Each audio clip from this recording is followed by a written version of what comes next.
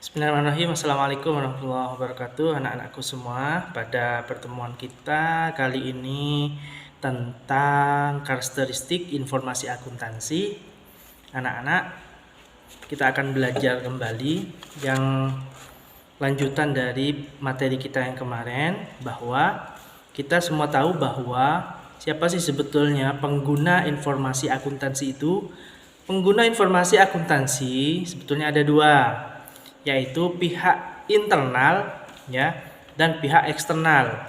Internal itu dari dalam perusahaan, kemudian eksternal itu dari pihak luar perusahaan.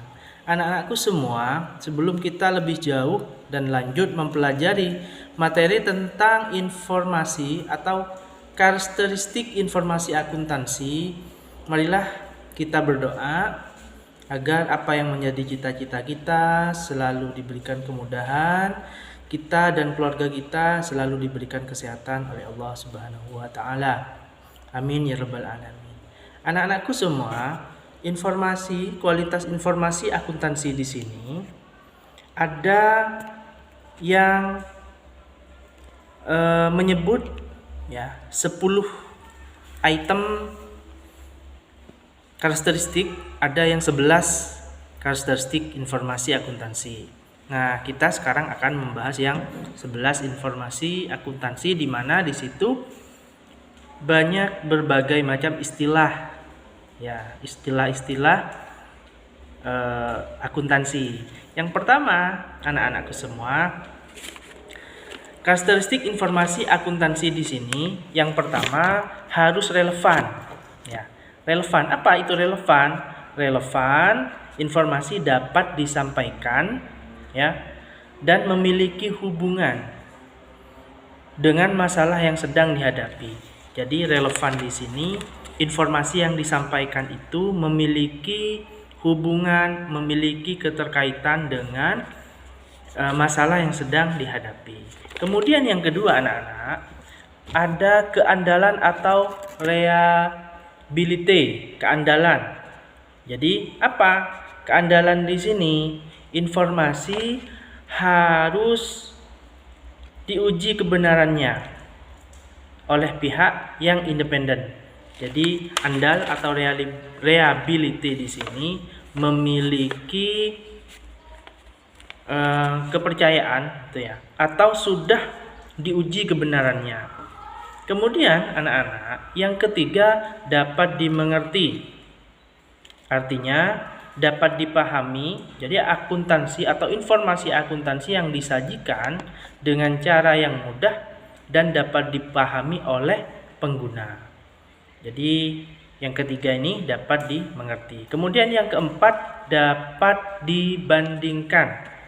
Apa dapat dibandingkan di sini? Dapat dibandingkan.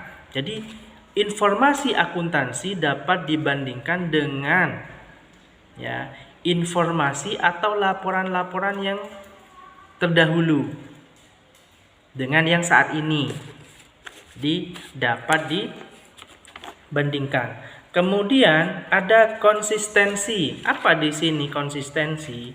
Yang disebut dengan konsistensi di sini adalah tepat waktu atau timelines. Jadi laporan itu harus sudah tersedia tepat pada waktunya.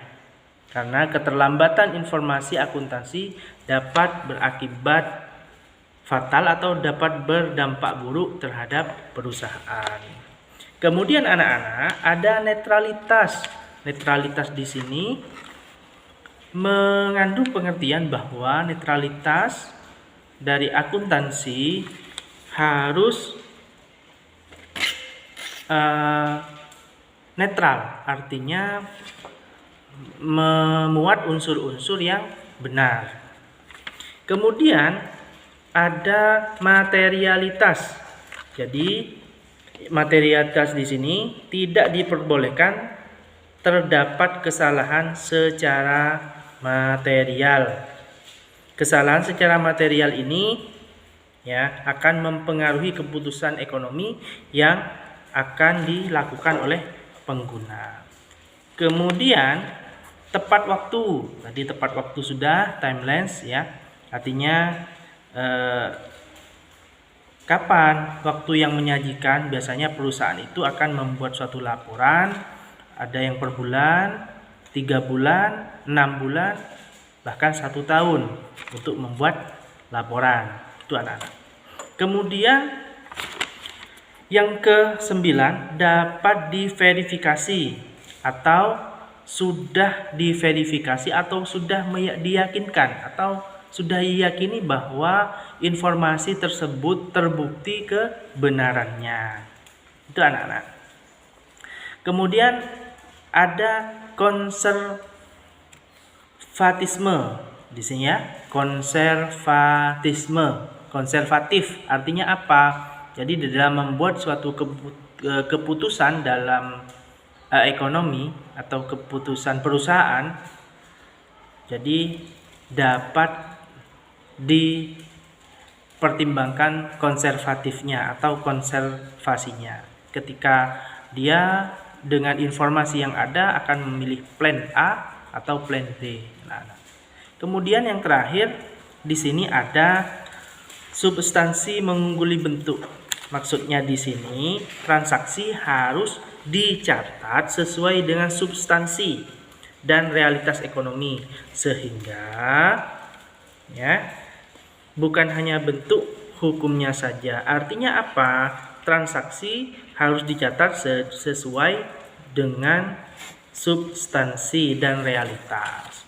Jadi di sini anak-anak tentang karakteristik informasi akuntansi kalian bisa mencari lebih banyak di Google seperti saya ini ya, dan kalian bisa baca-baca karena harus ada istilah-istilah yang kalian harus pahami.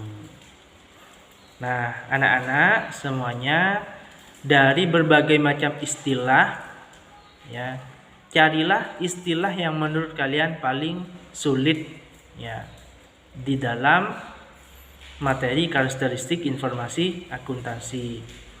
Nah, yang menurut kalian sulit dan tidak mudah kalian pahami, silahkan kalian cari, kemudian kalian tuliskan di kolom komentar pada YouTube kita kali ini.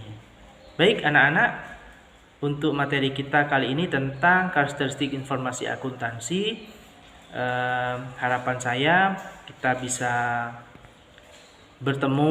segera bertemu dan bertatap muka sehingga kita bisa melakukan kegiatan yang lebih dari sekedar belajar seperti saat ini. Terima kasih atas perhatiannya anak-anak. Terakhir dari saya, Pak Zaman. Wassalamualaikum warahmatullahi wabarakatuh.